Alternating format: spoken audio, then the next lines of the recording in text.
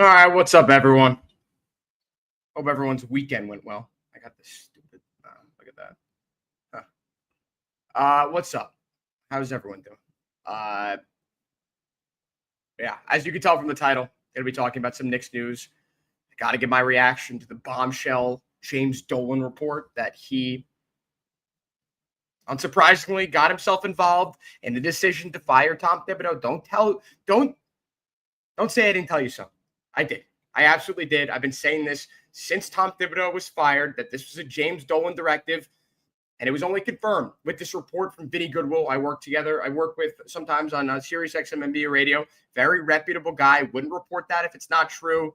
He definitely did not get false information. It's something that I've known for a while. But yeah, I mean, that is again expected from me, from a lot of other people out there. I think it may be an eye-opener as to why James Dolan did this and whether or not he's now involved with the Knicks basketball decisions now after years of supposed, indifference to the decisions. And, maybe he was focused on the sphere and yada, yada, yada. He is now back. That is confirmed. Just how back he is, we still don't know. And I'm going to be talking about that, giving my opinions, my thoughts. And it's not all bad. It's not all, the sky is falling. This is the worst possible situation that the Knicks have been in the last 5 years. It's not going to be that. Even though people out there who are concerned about this have a right to be concerned, not partially concerned.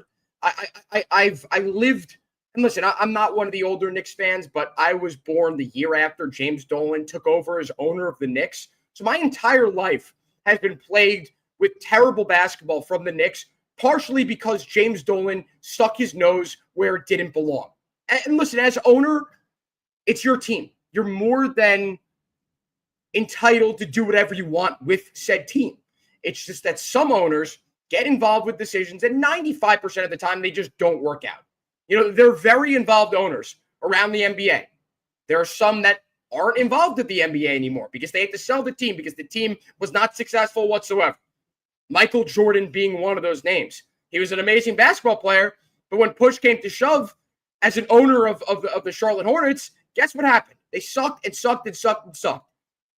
Matt Ishbia, another one. The second he takes over the Suns just a couple of years ago, makes terrible trade after terrible trade, and now the Suns are left with no picks for the next 6-7 years and the worst contract in basketball, which is Bradley Beal's deal, in which he has a no-trade clause.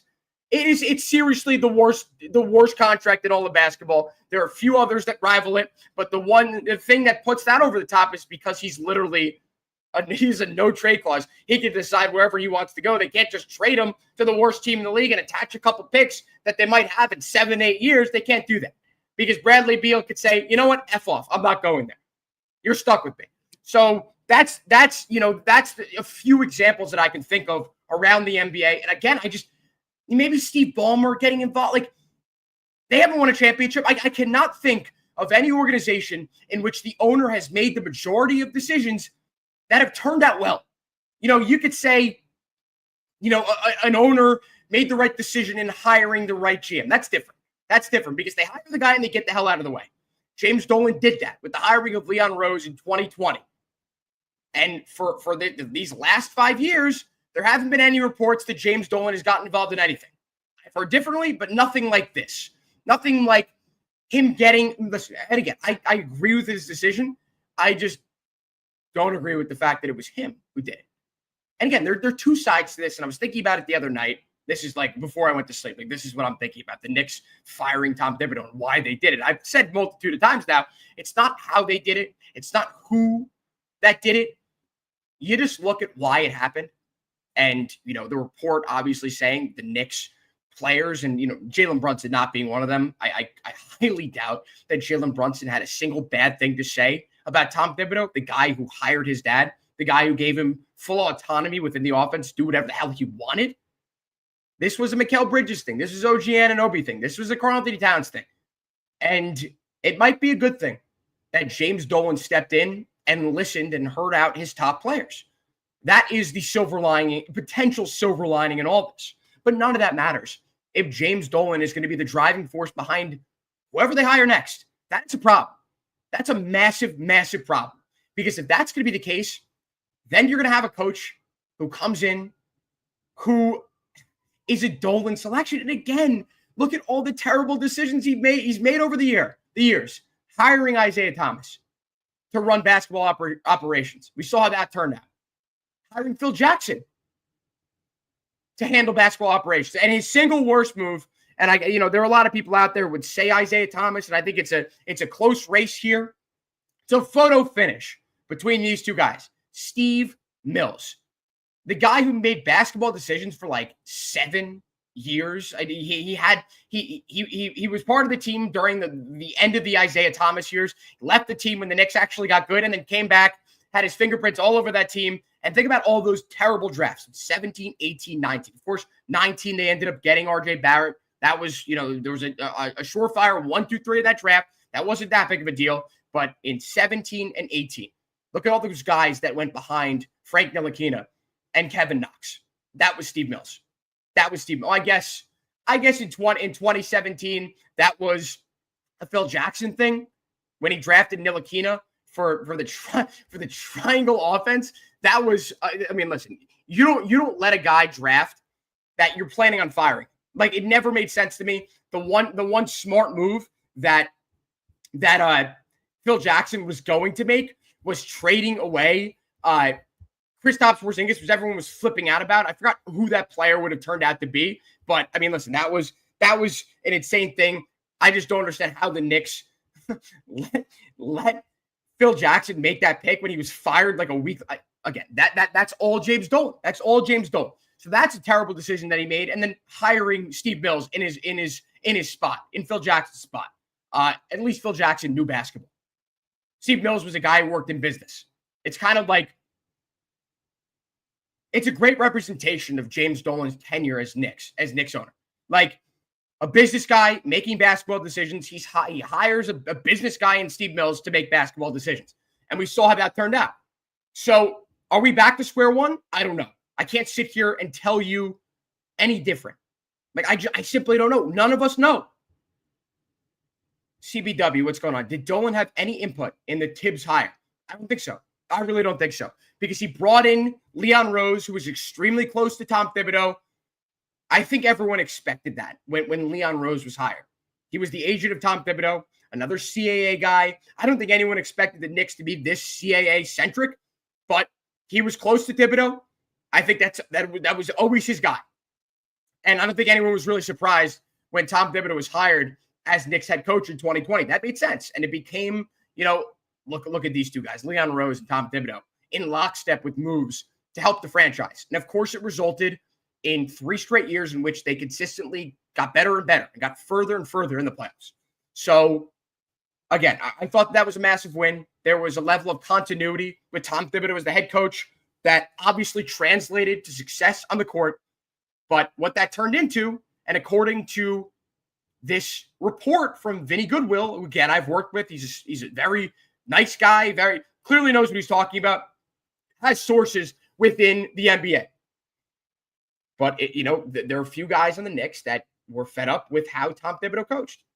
And it doesn't take a rocket scientist to really figure that out if you actually believe the report. Before that Trailblazers game in March, you heard that Mikal Bridges complained to the media, which was a terrible look. I mean, it could have been blown out of proportion there. I think, fans were kind of shocked by that. The media alike shocked by him saying anything. Usually with the Knicks, things get, not swept under the rug, but kept under wraps. And I'm sure the Knicks PR team was scrambling to figure out how that happened and why it happened. But Mikal definitely was one of those people. Karl-Anthony Towns, you could tell at times throughout the year, he was dissatisfied with his role in the offense. And listen, I'd be pissed too if I was acquired and, listen, I left the place that I thought that I was going to call home for the rest of my career. And, I was going to play with Jalen Brunson, a top 10 player in the NBA. And then Jalen Brunson did not pass me the ball. Like, think about how frustrating that was for Karl-Anthony Towns. And the coach not only supporting it, not only allowing it, but supporting it.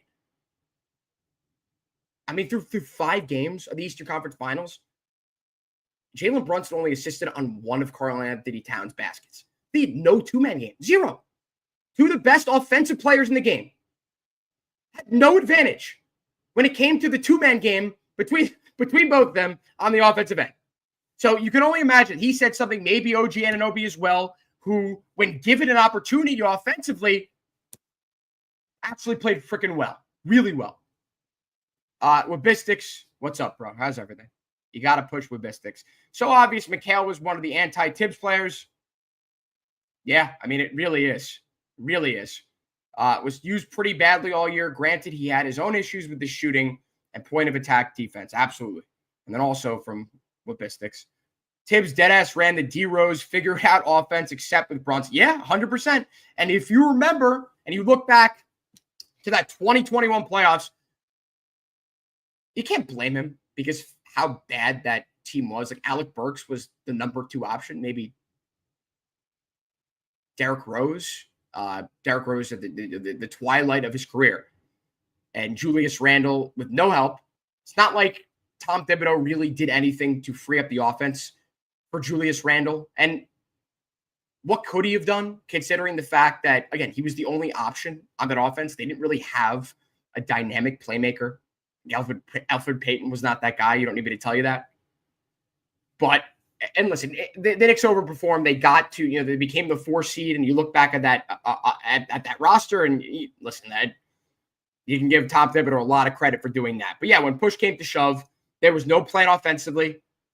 And it's why when they made the trade for Karl-Anthony Towns, I never thought that Tom Thibodeau would be able to maximize the offense when it came to adapting to how the NBA is run and how teams win. How many times do I need to say it on here? The NBA is a copycat league. The Celtics won the title the year before playing a 5-out offense. Every one of the players on their roster could shoot threes. And it opened up a significant amount of spacing for their top 2 isolation players in Jaylen Brown and Jason Tatum to do damage within the arc and outside of it too. And the Knicks traded for Karl-Anthony Towns. I think it was consensusly agreed amongst basketball pundits and fans alike who know the game that they were going to try to replicate what the Celtics did when they won the championship in 2024 last year. Tom Thibodeau, for whatever reason, gave the Knicks no chance to maximize that strategy by playing Josh Hart. I don't know what the exact stat is, but I think he played like 2,200 of 2,400 cat minutes throughout the entire year. Josh Hart played with Karl-Anthony Towns. I'm like, it's basketball malpractice. Not trying out Deuce McBride with that starting lineup instead of Josh Hart. It made no sense. You can call him undersized all you want. The advanced analytics proved that lineup was a lot better with Deuce McBride in it instead of Josh Hart because it helped them space. And Deuce is a better defender than Josh Hart. Both of them play bigger than they are. Josh Hart 6'4", Deuce McBride, 6'2"? Both of them play like they're 6'5" and 6'7", respectively. So, I don't want to hear it when it comes to Deuce McBride being undersized. Josh Hart is undersized. What's the excuse with him? There isn't one. So, now you hear rumors that the Knicks are trying to make this Godfather, or whatever they said, tsunami offer for Giannis Antetokounmpo. It's been reported since that original report about the Knicks that Giannis Antetokounmpo has no plans to ask out. I think that will change over the course of this offseason. They have no chance to win anything going forward. And I think the Bucks realize with how much money they're paying Damian Lillard and how close I don't know if they're in the second apron. I believe so. But with the current makeup of their roster, they will not be able to build a championship team around Giannis Antetokounmpo. It's impossible. Unless they luck out like the Celtics did with both the Derek White trade and the Kristaps Porzingis trade. That's not happening. That's not happening. You're not going to be able to find a trade partner that's stupid. Like the Spurs were with the Derek White trade, the Wizards with the Porzingis trade. So, listen, I think that the Knicks are doing their due diligence when it comes to hiring a head coach. I think it proves to you that James Dolan was behind the Tom Thibodeau firing and Leon Rose had no plans to do so because the coaching search has kind of seemed chaotic. Obviously, we don't understand what's going on behind closed doors. But the fact that the Knicks, are interested in everyone under the sun, like they were interested in Ime Udoka, Chris Finch, I'm interested in Kylie Jenner. Doesn't mean I'm going to get her. So that was kind of a red flag. The realistic option in all this is Jason Kidd, because we understand he's got a close relationship with Jalen Brunson.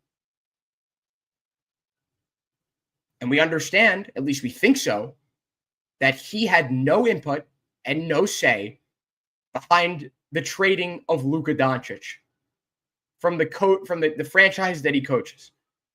So there might be some vitriol between Nico Harrison, Patrick Dumont, and Jason Kidd within the Mavericks organization. That's why this is potentially realistic. And we've seen some conflicting reports, one of them being that the Mavericks are going to leave it up to Jason Kidd of whether or not he'll interview with the Knicks. Like, they're not going to block it if he wants to interview with them. And then on the other hand, I saw a report that said the Mavericks are going to indeed block the Knicks from potentially interviewing Jason Kidd. So I don't know what it is, but I know that where there's smoke, there's fire. Like, the Knicks have legitimate interest in Jason Kidd. And think about how Jalen Brunson feels after the Knicks fired the head coach, who, again, as I've mentioned a multitude of times, gave him autonomy over the entire offense and hired his father. They just fired that guy.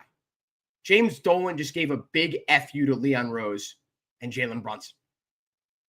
So a way to placate Jalen Brunson would be to hire Jason Kidd, who has had success with Jalen Brunson, coached him in the past with the Mavericks, and there is a relationship. There's an existing relationship. That's why this seems realistic, and it makes sense. If I were Jason Kidd, I'd stay with the Mavs. I don't know if I trust the front office. I don't know if I trust Patrick Dumont, but look at that roster, and they just caught Cooper Flag. Like, I think maybe if they didn't win the lottery, this would be a lot more realistic for the Knicks. But, if there was ever something to draw in Jason Kidd, it would be Cooper Flag. And the fact that, when Kyrie Irving returns from his injury, they will be a top 3 favorite for the championship. Like, they could easily compete with Denver, definitely can compete with the Thunder. So it remains to be seen. But again, there's definitely some smoke there. I think there's some fire as well. But that is a situation to watch. I assume within the next couple of days we'll know what the situation is, whether or not the Mavs will block the interview. Like, that will obviously leak out. The other thing is, like, Johnny Bryant, we haven't heard anything on that. He's a candidate. I think he's the leader in the clubhouse, considering what else we've heard behind closed doors, that Worldwide Wes was one of the driving forces behind convincing Dolan that Tom Thibodeau was not the right head coach for the Knicks. I don't necessarily think it was just the players. I think it was other guys in the organization. That would mean that Worldwide Wes stabbed his friend Leon Rose in the back, and then that would be a whole other situation. But I just think it makes sense. He brought in Johnny Bryant. That was a Worldwide Wes hire. It was a recommendation from him for Tom Thibodeau to hire Johnny Bryant, who eventually became his associate head coach. And then Worldwide Wes supposedly has all this new influence. That's what makes me feel like Johnny Bryant is probably the favorite to get this job right now. They could go Mike Budenholzer, could go Taylor Jenkins, could go Michael Malone, who a lot of people have obviously pointed out that, the connections between the two. This is an interesting question, and I'll answer this, and I got to run because I have work, and I just wanted to do this quickly. You concerned about Johnny Bryant not being signed yet? No, I don't, because you have to, there are people who are obviously, like, fighting against the idea that, the Knicks, Leon Rose had nothing to do with the firing of Tom Thibodeau. That's what happened. He had no plan to do so. That's why you see the Knicks interviewing everyone under the sun. They're interested in anyone. If this was a Leon Rose decision, if he made this move, he would have had a backup. If it was Johnny Bryant, yeah, he'd probably be signed by now. I think it's interesting to see that the Suns obviously didn't go with Johnny Bryant. They hired a guy who has Michigan State ties, and now their GM, head coach, and their owner all have Michigan State ties. I don't know how smart that is. Matt Ishbia, what a mess that is. All right, that'll do it for this live stream. Again, I want to just do this quickly, get my thoughts out on this and why I think, it's mainly a negative that James Dolan, it's almost confirmed, got involved. And then, also there's kind of a silver lining behind it. So, pick what you want to believe. You're entitled to your opinion, but, just look at, the potential positives and negatives behind this. All right, guys. Thanks everyone for tuning in. And I will speak to you all later this week, probably tomorrow, maybe the next day. But stay tuned. See ya.